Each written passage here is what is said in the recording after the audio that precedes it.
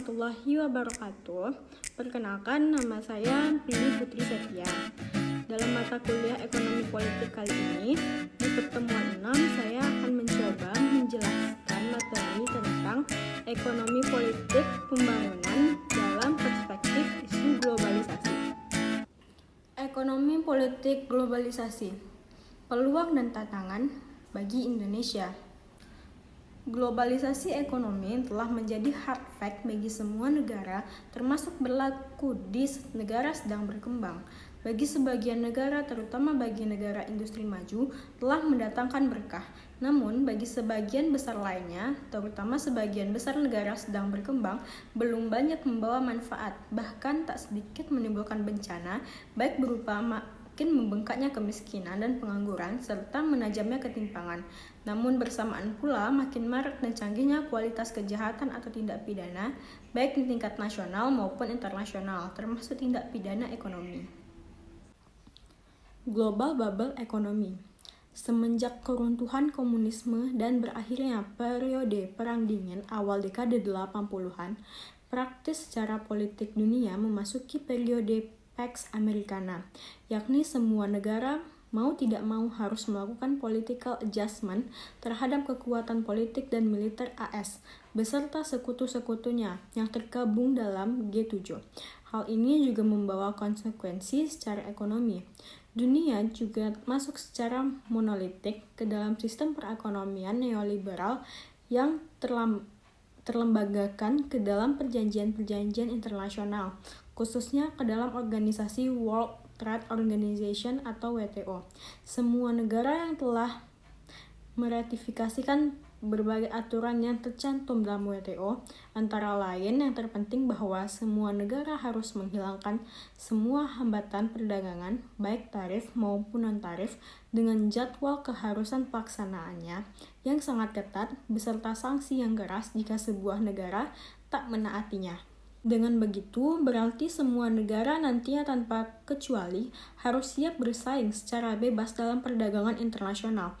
Dengan harga dan kualitas barang dan jasa yang mereka hasilkan, mereka harus bersaing tanpa perlindungan atau proteksi tarif maupun non-tarif, dan subsidi apapun kecuali untuk hal-hal yang terbatas, misalnya bantuan untuk pelatihan bagi kalangan SME atau Small and Medium Enterprise. Diawali dalam rangka reposisi kalangan MNC atau Multinational Corporation menghadapi persaingan global, yakni pada awal tahun 80-an, kalangan MNC yang bermula berpangkalan di Amerika Serikat dalam rangka meningkatkan kapasitas permodalan, mereka memanfaatkan dana-dana yang menganggur, misalnya yang berada di lembaga-lembaga dana pensiun dan asuransi, juga memburu dana murah di pasar modal atau bermain falas dalam pasar uang. Cara ini lantas menjalar ke negara-negara industri lainnya di Eropa dan Jepang.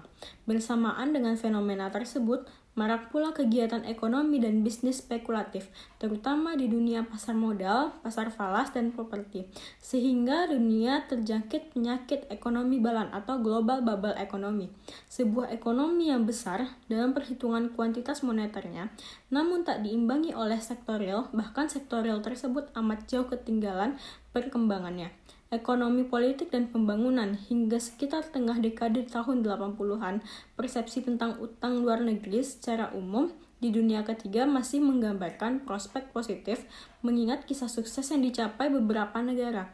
Antara lain sejak sukses fantastis negara non-barat yang dipertontonkan Jepang disusul 4 negara industri baru yaitu Korea Selatan, Taiwan, Singapura, dan Hong Kong, serta Malaysia, Thailand, China, Vietnam, dan Indonesia yang kesemuanya di Asia. Selain itu, Pantai Gading di Afrika adalah contoh negara-negara yang dianggap sukses mengelola utang secara relatif efisien dan efektif.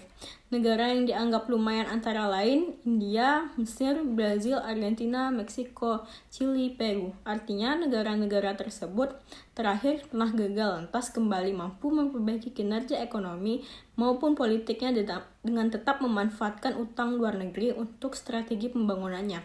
Sedangkan hampir sebagian besar negara-negara Afrika dan Amerika Latin serta Asia Selatan lainnya dianggap telah terperangkap oleh utang sejak awal keterlibatannya dengan utang luar negeri hingga kini. Penyebabnya justru karena umumnya negara-negara tersebut otoriter dan korup. Selanjutnya, terutama sejak krisis Asia Tengah tahun 1997, persepsi tentang utang luar negeri berubah maknanya secara signifikan, yakni karena fenomena di atas, peran fund manager semacam Soros, global and national bubble economy, bad governance, dan hegemoni negara industri yang telah menciptakan ketidakadilan global, maka persepsi tentang utang luar negeri, baik bilateral, multilateral, terutama peran IMF dan World Bank, utang swasta, peran utang jangka pendek, dan portofolio investment telah dipersepsikan sangat merugikan NSB, bahkan sebagai bentuk baru kolonialisme dan imperialisme. Sisi positif dan negatif globalisasi telah digerakkan oleh kebijakan-kebijakan perekonomian terbuka secara domestik dan internasional.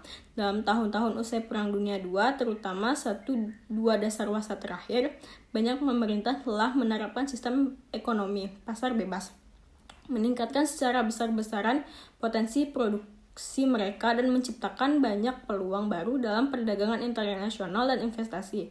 Dalam struktur industri internasional, ribuan perusahaan raksasa mancanegara beroperasi di banyak negara. Teknologi juga menjadi penggerak utama dari globalisasi tersebut. Khususnya kemajuan dalam teknologi komputer dan komunikasi telah mengubah secara dramatis kehidupan ekonomi, yaitu meningkatkan produktivitas kerja, mempermudah pengiriman dokumen, riset, bekerja sama dengan banyak mitra, mengoleksi, dan menganalisis data. Oleh karena itu, banyak yang mengatakan bahwa globalisasi itu adalah fenomena yang sangat menjanjikan. Ekspansi perdagangan internasional boleh dikatakan menawarkan banyak peluang, termasuk kepada yang paling miskin sekalipun, untuk memperbaiki keberuntungan ekonomi mereka. Tetapi globalisasi juga bisa berdampak tak nyaman. Kebijakan yang buruk dapat menelantarkan suatu negara atau sebagian besar penduduk suatu negara yang berada di pinggiran perekonomian dunia atau periferi kapitalisme.